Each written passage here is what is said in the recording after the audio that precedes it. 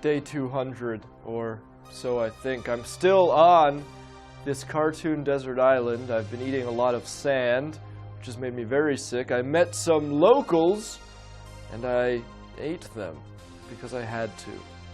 But that's the life you live when you're stranded on a cartoon island. Well, anyway, that's what I've been up to. What have you guys been up to? Happy Saturday, everyone. Hope you've had a good weekend so far.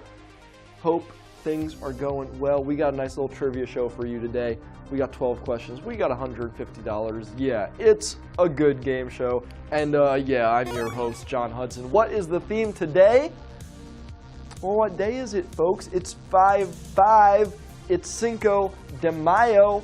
So we got the Cinco de Mayo theme show for you tonight. And let's get right into it. Yeah? Here's question number 1. In Spanish, which number comes next after cinco? Cuatro, double cinco, or seis? Which number comes next after cinco?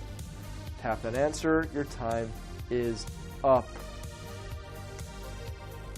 It's not double cinco. It wouldn't be called that, and if it was, double would be in Spanish, not English. Don't be silly. No. Cuatro is for cuatro, cinco, seis. Uno, dos, tres, cuatro, cinco, seis, as Pitbull says. Listen to Pitbull. He'll teach you Spanish. Here's question 2. Which would not be a component of mayonnaise? Oil, egg yolks, or chicken liver? Which of these 3 ingredients would you not find in a standard batch of mayonnaise? Mayonnaise. Mayonnaise.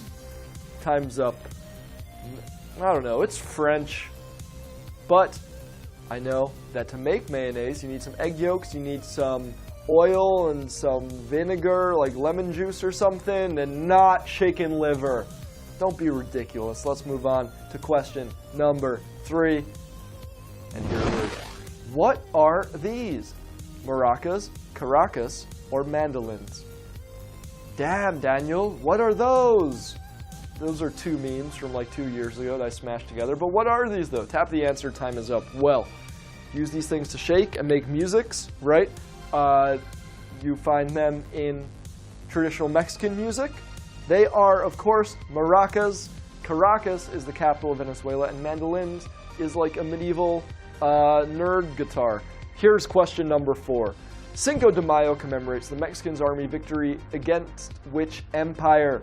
British, Spanish, or French? It commemorates the Mexican army's victory over which empire? Time is up.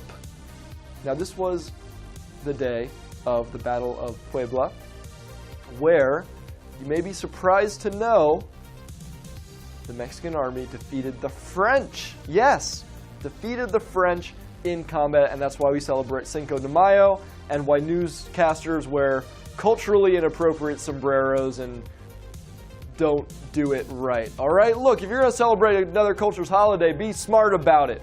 Don't be appropriative. That's a life lesson from me, your coach. Here's question number 5. A myelin sheath surrounds what type of cell?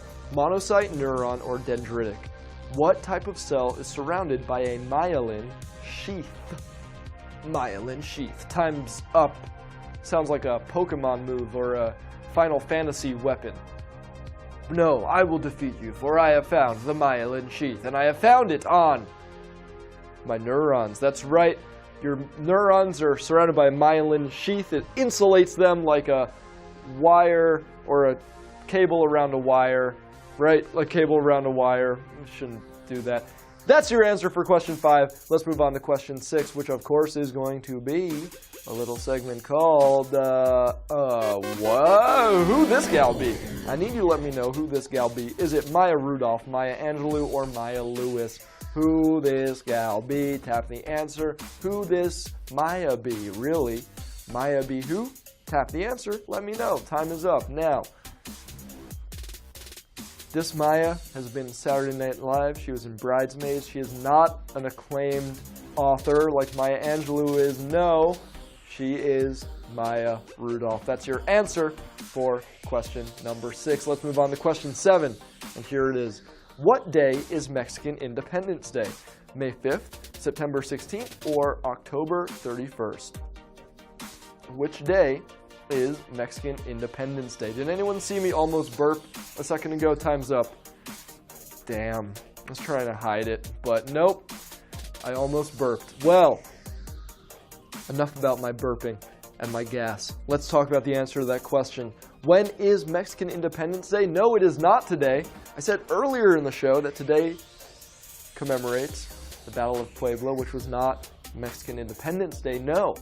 Mexican Independence Day celebrates when they were officially independent from the Spanish, and that is on September 16th. That's your answer for question number 7. Let's move on to question number 8. Speaking of Mayo and May, what album was NSYNC's song It's Gonna Be Me on? NSYNC, Celebrity, or No Strings Attached? Which album had It's Gonna Be Me? You know that song? That Justin Timberlake sings it like that? Time's up, and they're all like dolls in a thing, and then they come out and they're like pop locking with the puppet thing. Wow, they're so into that back in those days. And they did on their tour with like Bye Bye Bye and all that. They had the marionettes going. You remember the 90s, right? Well, that album was No Strings Attached, even though their whole thing was they were attached by strings. Can you believe that? That's your answer. It was their second album. Let's move on to question number 9. What? No. Let's move on to the leaderboard, baby. Yeah, I tricked you and I tricked myself. And there's the leaderboard. We got 4 questions left. If you're on there, you're doing well. And now, let's move on to question number 9. What is the first name of this mayoral figure? Quimby, Bobby, or Joe? This guy, what is his first name? It says mayor. I don't think that's his name. In fact, time's up. I know it's not his name because I know The Simpsons. He is a mayor. His name isn't Mayor. He's not John Mayer. John Mayer should run for mayor. I'm probably not the first person to say that. No, this is Mayor Quimby from The Simpsons, but Quimby is his last name. His first name is Joe. Mayor Joe Quimby. That's your answer. Here is question number 10. Which state does not have an official Margaritaville restaurant? Oklahoma, Oregon, or Minnesota? Which of these states does not have an official Jimmy Buffett Margaritaville restaurant? Time is up.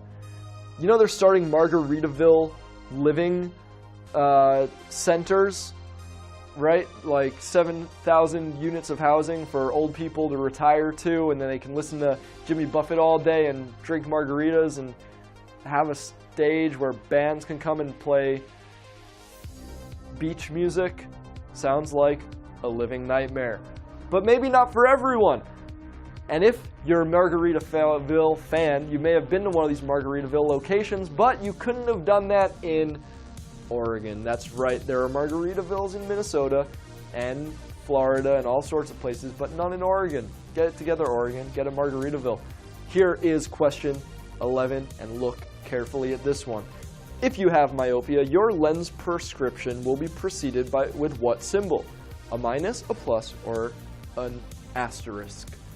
If you have myopia, what is your lens prescription preceded by? Time's up.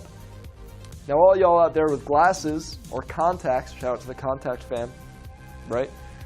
Will have a good time answering this one.